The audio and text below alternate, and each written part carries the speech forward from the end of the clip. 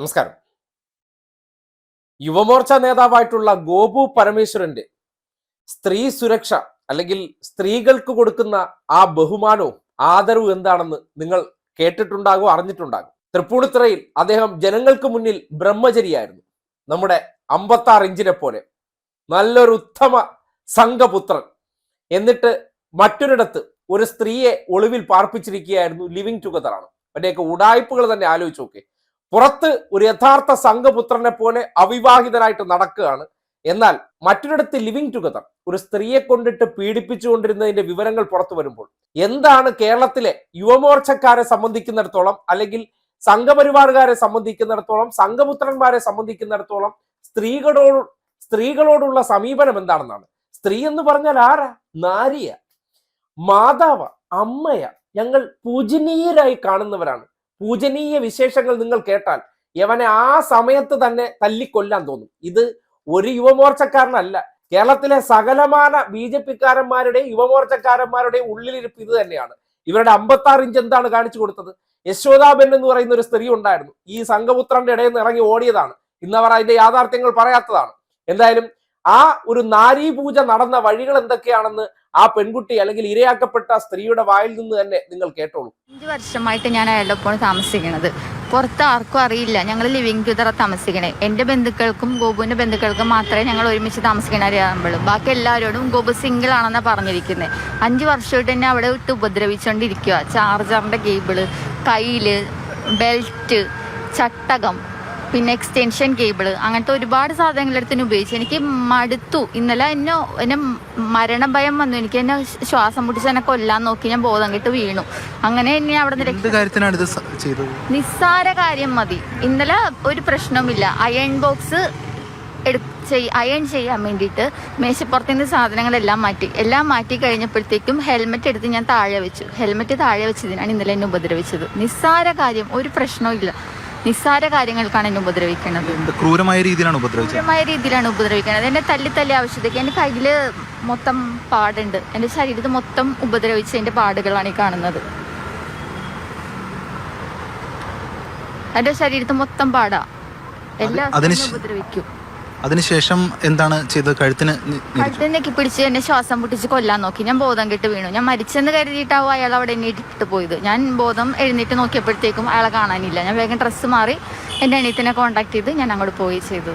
എൻ്റെ മക്കളെ കൊല്ലുമെന്നും പറഞ്ഞിട്ടാണ് എന്നെ ഭീഷണിപ്പെടുത്തി ഇരുന്നയിച്ചത്. ഇപ്പൊ എൻ്റെ ജീവന് തന്നെ ഭീഷണി ആയതുകൊണ്ടാണ് ഞാൻ അവിടെ നിന്ന് വീട് വിട്ടിറങ്ങിയത്. ഇത്രയധികം ക്രൂരപീഡനം പരാതി കൊടുക്കാൻ എന്തുകൊണ്ടാണ്? എനിക്ക് പേടിയായിരുന്നു. ഇവൻ എന്നെ ഉപദ്രവിക്കുമോ എന്നുള്ള പേടി. എനിക്ക് പുറത്തോട്ട് ഇറങ്ങാൻ പറ്റുള്ള, ആരോട് സംസാരിക്കാൻ പറ്റുള്ള, ആരെയും കോൺടാക്ട് ചെയ്യാൻ പറ്റുള്ള, എന്നെ ഇവിടെ പേടിപ്പിച്ച് എന്നെ നിർത്തിയേക്കണേണ് ആ വീട്ടില്. ഈ ഗോപു എന്ന് പറയുന്ന വ്യക്തി യുവമോർച്ചയുടെ ഒരു രാഷ്ട്രീയ പാർട്ടിയുടെ ഒരു ജില്ലാ നേതാവൊക്കെയാണ്. അപ്പോൾ അത് സംബന്ധിച്ച് ഇങ്ങനെ ഇത്തരത്തിലുള്ള ഗാർഹിക പീഡനം ഏറിയപ്പോൾ അത് സംബന്ധിച്ച് ഏതെങ്കിലും പരാതി കൊടുക്കാൻ തോന്നിയിരുന്നു? പാർട്ടി നേതാക്കൾക്ക് ആർക്കെങ്കിലും പരാതി പറഞ്ഞിരുന്നു? പരാതി കൊടുത്തിട്ട് കാര്യമില്ല. ഇവന് ആരെയും പേടിയില്ല. എന്നെ തല്ലിക്കൊന്നിട്ടാലും ഇവൻ എന്നെ ആരും വരുള്ളൂ എന്നുള്ള ഒരു ഇതുണ്ടായിരുന്നു അവന്.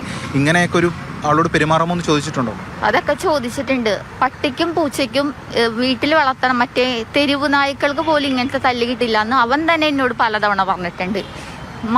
അറക്കാൻ കൊണ്ടുവന്ന മാടുണ്ടല്ലോ, മാടിന് പോലും ഇങ്ങനത്തെ അവസ്ഥ വരില്ല, അത്രയ്ക്ക് ദയനീയമാണ് നിന്റെ അവസ്ഥയെന്ന് പറഞ്ഞിട്ട് എന്നെ തല്ലി കഴിഞ്ഞതിന് ശേഷം അവൻ തന്നെ എൻ്റെ ഫോട്ടോ എടുത്തു വെക്കും, ഈ തല്ലിയതിൻ്റെ പാടുകൾ. എന്നിട്ട് അവൻ പറയും എനിക്കിത് ഹരമാണ്, നിന്നെ ഉപദ്രവിക്കണത് എനിക്ക് ഹരമാണെന്ന് പറയും.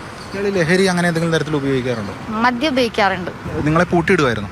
എന്നെ പൂട്ടിയിടുമായിരുന്നു വീട്ടില്. ഫോണില് എനിക്ക് ഇങ്ങോട്ട് വന്ന കോള് മാത്രമേ എടുക്കാൻ പറ്റുള്ളൂ.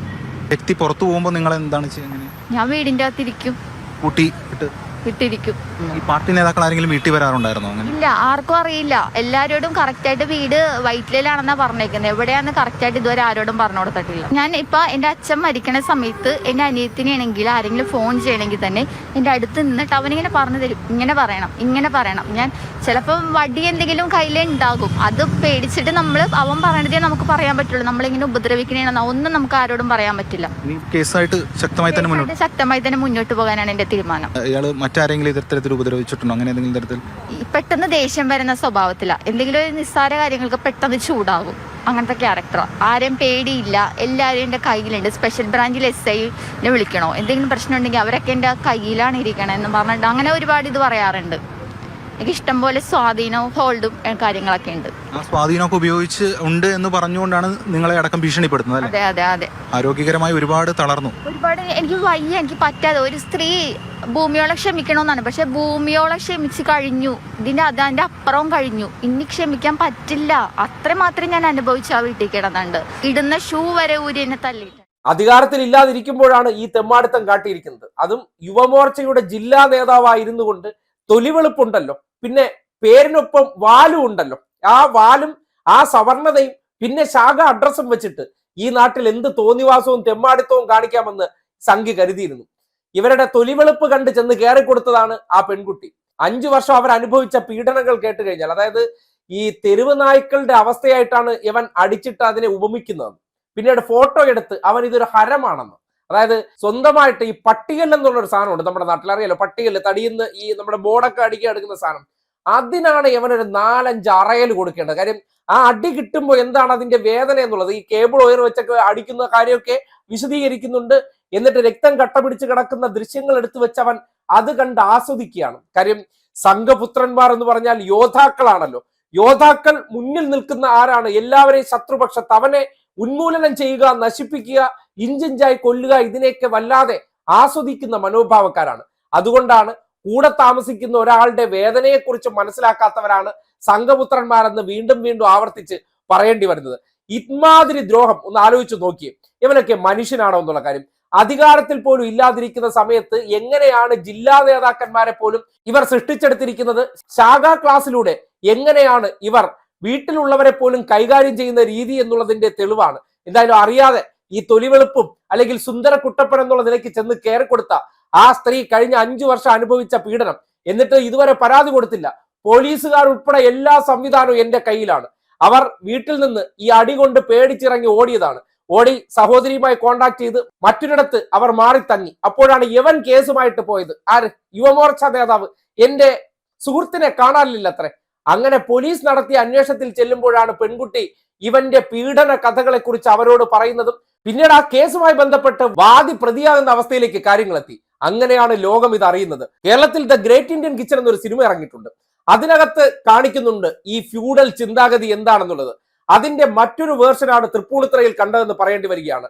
ഇതുപോലുള്ള ഗോപു പരമേശ്വരന്മാർ സംഘപരിവാറിനകത്ത് വലിയ കുറിയൊക്കെ അടിച്ച് യോദ്ധാക്കളെ പോലെ നടക്കുന്നവന്മാരെല്ലാം എത്രമാത്രം സ്ത്രീവിരുദ്ധരാണെന്നും ഒരിക്കൽ പോലും ഈ പൊതുമണ്ഡലത്തിലേക്ക് വരാൻ യോഗ്യതയില്ലാത്ത വ്യക്തികളാണ്. വേണമെങ്കിൽ ചിലപ്പോൾ തദ്ദേശ സ്വയംഭരണ സ്ഥാപനത്തിൽ ഈ നാട്ടിലെ സ്ത്രീകളായിട്ടുള്ളവർക്ക് വരെ സുരക്ഷ കൊടുക്കാൻ വേണ്ടി സംഘപരിവാർ നിങ്ങളുടെ മുന്നിൽ അവതരിപ്പിക്കാൻ വേണ്ടി കാത്തുവച്ചിരിക്കുന്ന മുതലാണ്. അങ്ങനെയുള്ള ടീംസ് ഒക്കെ എന്താണെന്ന് നാട് മനസ്സിലാക്കേണ്ട അല്ലെങ്കിൽ തിരിച്ചറിയേണ്ട സന്ദർഭമാണ് ഈ ഉദാഹരണം എന്ന് പറയുന്നത്. നാരീപൂജ, മാതൃപൂജ, അല്ലെങ്കിൽ മാതൃവന്ദനം, പിതൃവന്ദനം, അല്ലെങ്കിൽ ഗുരുവന്ദനം എന്നുള്ള നിലയ്ക്ക് സ്ത്രീകളുടെ മുന്നിൽ നിന്ന് എടുക്കുന്ന ഫോട്ടോഷൂട്ട് എന്നതിനപ്പുറം ഇവരെല്ലാം ഒപ്പം താമസിക്കുന്ന വ്യക്തികൾ, അത് സ്ത്രീകളാണെങ്കിൽ പോലും എങ്ങനെയാണ് കൈകാര്യം ചെയ്യുന്നത്, എത്രമാത്രം ക്രൂര പീഡനത്തിന് ഇരയാക്കുന്നുണ്ടെന്നുള്ള വിവരവും ഇതാണ്. സംഖ്യയാണോ? അടിമുടി വിഷമാണ്, ഉടായ്പാണ്. അതിന്റെ ഏറ്റവും വലിയ തെളിവാണ് തൃപ്പൂണിത്തുറയിൽ നിന്ന് പുറത്തു വന്ന ഗോപു പരമേശ്വരൻ എന്ന് പറയേണ്ടി വരികയാണ്. നിൽക്കക്കള്ളിയില്ലാതെ പുറത്താക്കിയിട്ടുണ്ട്. പക്ഷെ ഇത്രയും കാലം ഈ സംഘടനയെ ഈ പരാതിയെല്ലാം അറിയിച്ചിട്ടും ഒരു നടപടി എടുക്കാൻ സംരക്ഷിച്ച ആ വിശാല ഹൃദയരായിട്ടുള്ള നേതാക്കന്മാരുണ്ടല്ലോ, അവരും ഈ ആസ്വദിച്ചവരുടെ പട്ടികയിൽ പെടുന്നു എന്നുള്ളതാണ് യാഥാർത്ഥ്യം. അതുകൊണ്ട് ദൈവത്തെ ഓർത്ത് ഈ പറയുന്ന വിഷജന്തുക്കൾ അല്ലെങ്കിൽ ഈ സംഘടന കേരളത്തിൽ വേണ്ട. കേരളത്തിൽ നിന്ന് ഇത്തരം വർഗീയ സംഘടനകൾ, അത് മതത്തിന്റെ ഏത് സംഘടനയായിരുന്നാലും ശരി, ഏത് മതം ആയിക്കോട്ടെ, അടിച്ചു പുറത്താക്കുന്നതാണ് ഈ നാടിന്റെ സമാധാന ജീവിതത്തിനും ഈ നാടിന്റെ സ്ത്രീ സുരക്ഷയ്ക്കും ഈ നാട്ടിലെ പിഞ്ചു പൈതങ്ങളുടെ സുരക്ഷയ്ക്കെല്ലാം ഏറ്റവും ഗുണകരമെന്ന് പറയേണ്ട സന്ദർഭമാണ്.